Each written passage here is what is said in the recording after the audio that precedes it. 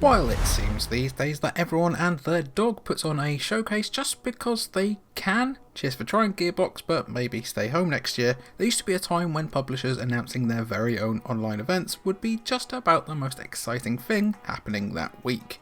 That was certainly the case when Sony announced the very first State of Play, their alternative to E3, very obviously inspired by Nintendo's Directs. With March 25th, 2019 set as the date for State of Play's debut, fan expectation was sky high. Would we see some surprise reveals? Maybe new updates on The Last of Us Part 2? The Chosen One, Knack the Third? No, here's some VR games. Buy a PlayStation VR. While the show wasn't terrible in hindsight and definitely better than Gearbox's, seriously guys, don't bring your presentation to class if you don't have anything to show. It's easy to see why fans were so massively disappointed by the inaugural State of Play. Directs have conditioned fans to expect reveal after reveal, hit after hit, but State of Play was just kind of state of okay by comparison. It was like the Order 1886, the stream.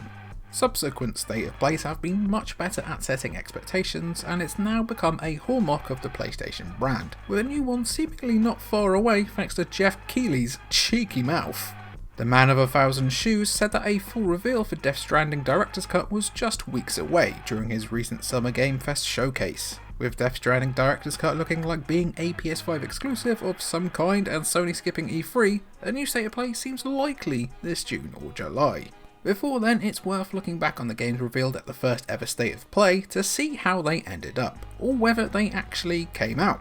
That's not always the case with showcase games, of course. If nothing else, let this list be a reminder to you that Blood and Truth absolutely whips ass, and you should definitely buy it. First up, Iron Man VR. The only real major announcement of the whole State of Play, Iron Man VR was pure wish fulfillment when it was revealed. A VR game that allowed you to fly around and zap bad guys like the sunburnt Tin Can himself. It would be over a year before the game would finally release though, nabbing itself some pretty solid reviews in the process. Sitting at a 73 on Metacritic, critics praised Iron Man VR in the immersion stakes, but did criticise its short length and repetitive waves of enemies. Debuting at number 2 in the UK physical games chart, Iron Man VR seems to have been a bit of a success, though exact figures are pretty hard to come by. Maybe we'll get a sequel on PS5, maybe? Crash Team Racing Nitro-Fueled. Crash Team Racing Nitro-Fueled had another showing at State of Play, this time focusing on its PS4 exclusive content, including skins and tracks. It made sense considering the original was one of the PS1 games you had to have, but sucks to be you if you're on any other platform, I guess. Crash Team Racing Nitro-Fueled would go on to be a massive success for Activision, the best-selling game in the UK in its August launch month. Reviews were also highly positive, with critics praising the content on offer and updated yet still faithful driving. It sits as an 83 for its PS4 version. Sadly, the CTR remake wasn't without some controversy. Long after reviews were published, microtransactions were added to Crash Team Racing Nitro-Fueled and left a pretty nasty taste in the mouth, similarly to when the Modern Warfare remaster released with map pack DLC, or, any of the other billion fucking shady things Activision have done over the years or past week. The game's developers Beanox have also been relegated to support work for Call of Duty Warzone, which is just kind of sad, really. Just kind of sad. No new Crash Team Racing game seems likely for as long as we all keep buying shitty Rambo skins. No Man's Sky VR. Hello Games debuted a trailer for a new VR-centric update, No Man's Sky Beyond, which would finally bring virtual reality to the galaxy-hopping exploration sim on PS4 and PC, and I really still can't believe it actually happened. No specific sales or reviews are all that available for the update considering it's just an update, but it's worth highlighting just how good a job Hello Games have done over the years in keeping No Man's Sky updated. It's like a brand new damn game in 2021. Yes, it never should have been sold the way it was to begin with, and the fact that it was sold should never really be forgotten, but that Hello Games have worked so hard over 5 years to properly bring their vision to life is worthy of some praise. ReadySet Heroes. ReadySet Heroes is one of the most important games in recent PlayStation history. What? I'm not joking. It really is. One of only a handful of games to simultaneously launch on PC as well as PS4, this Sony published game would also make its debut on the Epic Game Store over Steam, as Epic and Sony seem to strengthen their working relationship. Sony continue to invest heavily in Epic Games and also to release their previously exclusively PS4 games on PC, though nowadays on both Steam and EGS. Oh, you want to know about the game itself? It definitely came out, and yeah, it was there. A co-op dungeon crawler, ReadySet Heroes launched to pretty tepid reviews and sits at a 57 on Metacritic for its PS4 version. It never seemed to garner much attention, and its developers Robot Entertainment are now focused on launching Orcs Must Die 3 this July. Ready, set, forget. Blood and Truth. And Bits are sick, no, just Blood and Truth. Listen here, you, play Blood and Truth, that's an order. You need to play it, it's so much fun. A continuation from a section within VR Worlds, Blood and Truth had a new outing at the first State of Play, a gameplay-centric trailer that showed off the bloody Britishness of it all, you slags. Phil Mitchell, West Ham, Apples, and also the Pears. A PSVR exclusive, Blood and Truth released to pretty strong reviews, it's sitting at an 80 on Metacritic. Reviewers praised its cinematic and bombastic set pieces, though some criticism did come for the limitations of the headset itself. Players seem to agree with its praise as Blood and Truth hit number 1 in sales charts in the UK, the first boxed VR game to do so. Again, play Blood and Truth. Let's get another one. Don't tell me what I want. You ain't my mother. Yes, I am. Observation. A slightly odd game to include in the State of Play as it released just a couple of months later, Observation is a fascinating sci-fi game where you play as an AI on a space station in the midst of a crisis. Observation released strong reviews from critics, its PS4 version sitting at a more than respectable 75, though the scores range from as low as a 3 all the way up to a 9. It's a similar story for its user reviews, with a 6.4 for its PS4 version. However, Observation made headlines mostly for being an EGS timed exclusive on PC at a time when anti-Epic sentiment was arguably at its most fervent. Observation belatedly released last year for Steam and Xbox One, its Steam page overflowing with very positive reviews. Worth the wait then. Five Nights at Freddy's VR, Help Wanted.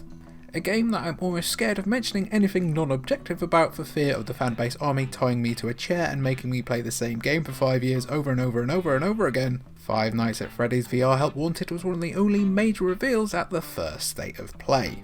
Basically the jump scare factory of FNAF, how do you say that shorthand? FNAF? FNAF? FNAF? NAF? But in the form of minigames in virtual reality instead. Five Nights at Freddy's VR Help Wanted, or FNAF to give it its snappy name, reached the highs of an 80 on Metacritic.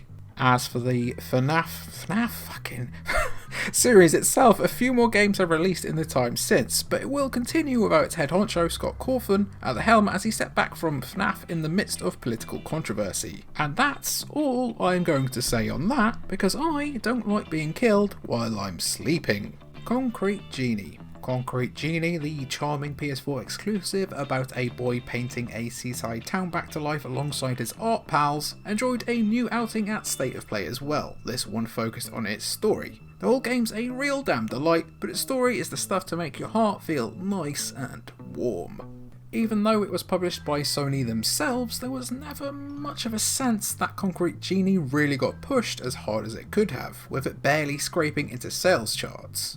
Critics largely enjoyed the game, with Concrete Genie hitting a 75 on Metacritic, though it did have some criticism for its length.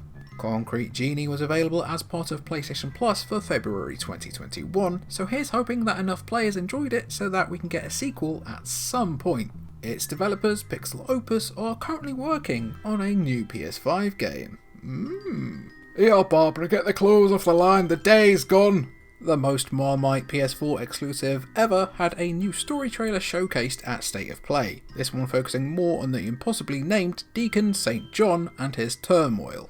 No matter your thoughts on the game itself, we can all agree that Deacon St. John is a daft name. Daft. Days Gone released to mostly positive reviews, with opinions seemingly wildly differing wherever you looked. It's snagging itself an underwhelming of sorts 71 on Metacritic. A lot of criticisms were aimed at the terrible technical state of the game at launch, which has since been patched, but the patchy storytelling also came under fire. Its fans love freaking around with those freakers though, it's great fun if nothing else. Days Gone sales were strong, with the game being the second best-selling game of April 2019 behind the multi-platform Mortal Kombat 11 and the 19th best-selling game of 2019 overall. 2019, I remember it like it was a whole fucking pandemic ago. Sony would look to spruce those sales numbers up even further by releasing Days Gone on PC, where it quickly topped the charts. As for the future of Days Gone, well, it looks like it's even more closely tied to Siphon the Filter than we thought, as it might be laying dormant for a long time, if it ever comes back at all. Bend pitched a sequel that Sony rejected, with the studio now working on another, different open world game. Bit weird really, especially with them already laying a lot of the groundwork for a sequel that they teed up perfectly, but it is what it is, I guess. And finally, Mortal Kombat 11. Nothing says we really didn't think this one through like closing on a trailer for an already announced multi-platform game when Days Gone was right there. It's a choice that's hard to understand on the face of it, though Mortal Kombat 11 did go on to be the 4th best-selling PS4 game of 2019, so the choice makes a bit more sense. Still though, it's Mortal K Kombat. It kind of sells itself. I can rip this person's spine out through their nose and then play it like a woodwind instrument. My money, take it. Mortal Kombat 11 was a massive success critically and commercially, with its PS4 version hitting an 82 on Metacritic. Its pretty viscera garnered plenty of praise, though there were some criticisms of its story mode and online play. Feels like the game's been re-released like 10 times since its initial 2019 birth, with its Aftermath expansion adding to the story and Mortal Kombat 11 Ultimate combining all its many fragments of DLC into one complete package. Well, until the next fighter pack probably anyway. Fighting games never ever seem to really cost what you pay on day one, and they kind of just really take the piss with how much you have to pay over the course of its lifetime, but hey, that guy's got an arm off! And that was a quick look back at the games showcased at the very first day of play. Now this was a lot of fun to do, and I'd love to do more of them all the time. Ignore that vibrating phone you heard in the background, I'm doing this in one take. Slap the like, smash the subscribe, and let me know what we should cover next. Thank you for watching.